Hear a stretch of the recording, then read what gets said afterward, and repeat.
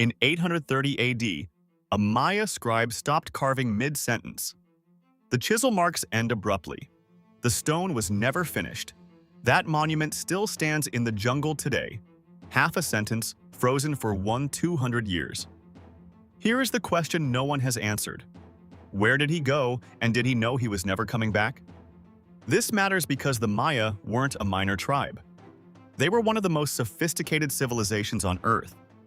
Advanced astronomy, complex writing, hydraulic engineering, over 2 million people. And between 800 and 900 AD, they essentially stopped existing. Not slowly, not region by region. Together. Here's what contradicts the obvious assumption. They didn't all die. DNA evidence confirms Maya descendants are alive today. Millions of them. The people didn't vanish. The cities did. That's a fundamentally different mystery, and almost every documentary gets this wrong from the first minute. The abandonment pattern is what keeps archaeologists awake.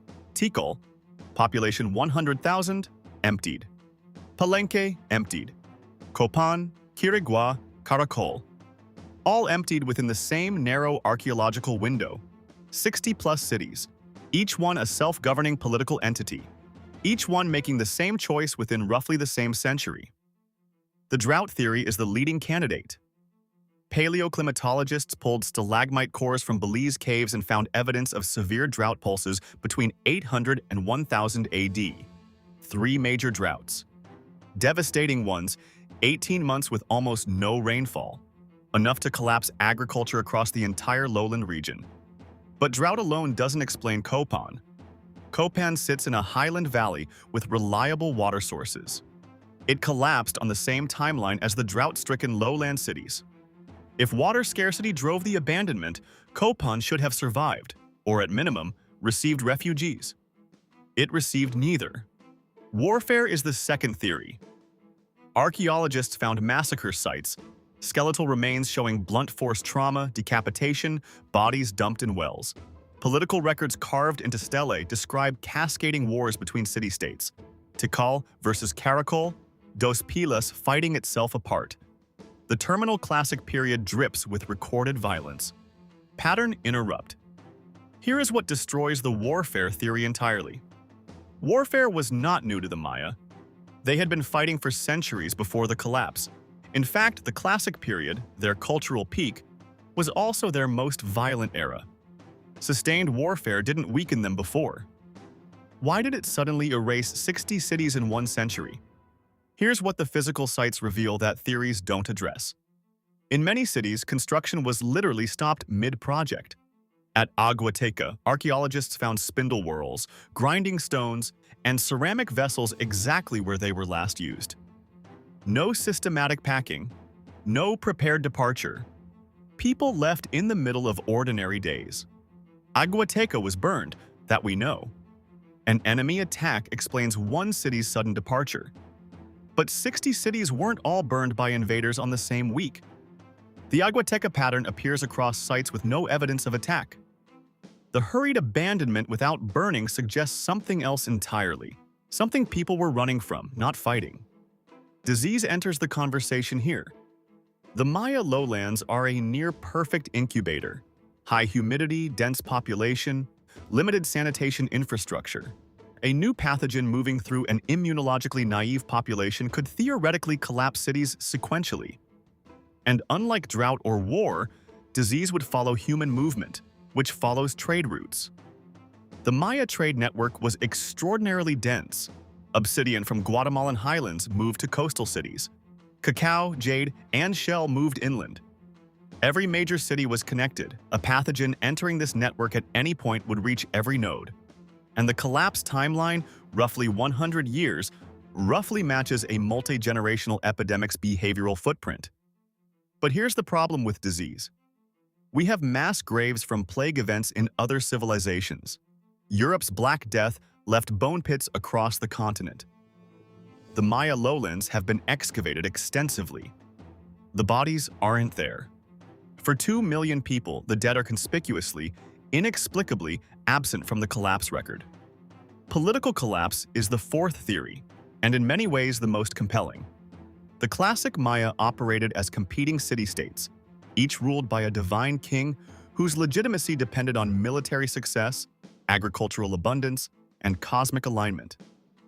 When kings began losing wars and famines arrived, the entire ideological framework that held cities together may have simply dissolved.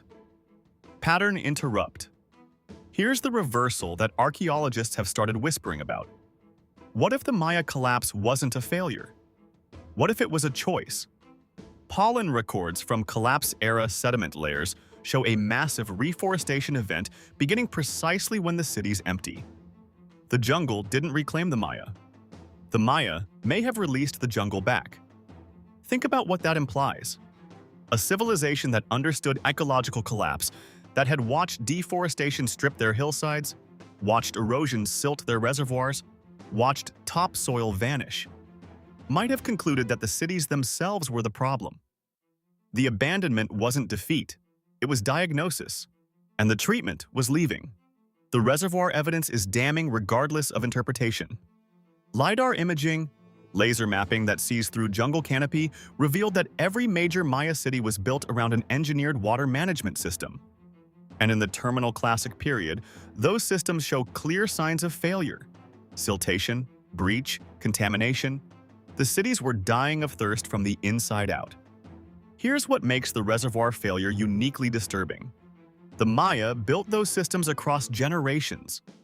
Maintaining them required centralized labor coordination, thousands of workers clearing silt every dry season. When political authority fractured, maintenance stopped. Within 2 generations, the water infrastructure that supported millions became useless. Cities of 100,000 people had no water.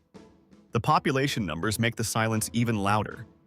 Demographic modeling suggests the southern lowlands held somewhere between 3 and 14 million people at peak.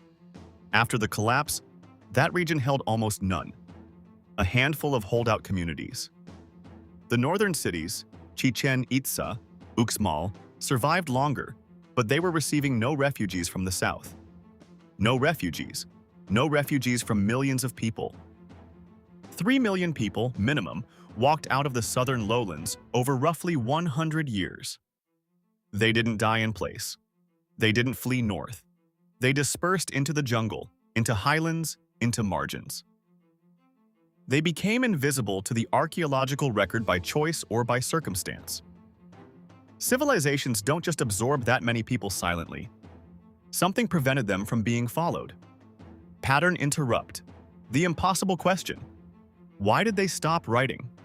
The Maya were meticulous record keepers. Wars, eclipses, harvests, bloodletting rituals, all carved in stone, all dated precisely. The last long count date, in the southern lowlands was carved in 909 AD. Then silence. A civilization that wrote everything down, stopped, and they never explained why. The most disturbing implication isn't any single theory. It's the combination. Drought stressed the agriculture, deforestation destroyed the soil, silted reservoirs cut the water, fractured kings lost legitimacy, wars erupted between starving cities. And then, in that exact sequence of cascading failures, modern climate scientists have a name for this pattern. They call it a civilizational tipping point. We are currently tracking all the same variables.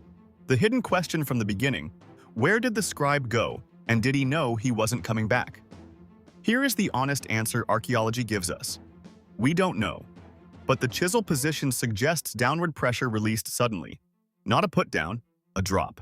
Whatever made him stop, it happened fast enough that he didn't finish his stroke. He didn't know. Nobody warned him.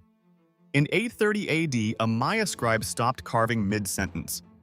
We used to think that was a mystery about the past, about them, about why a civilization falls. But now you know the drought data, the reservoir failures, the silence that followed, the tipping points. That unfinished sentence isn't about him anymore. It's a question mark aimed directly at us.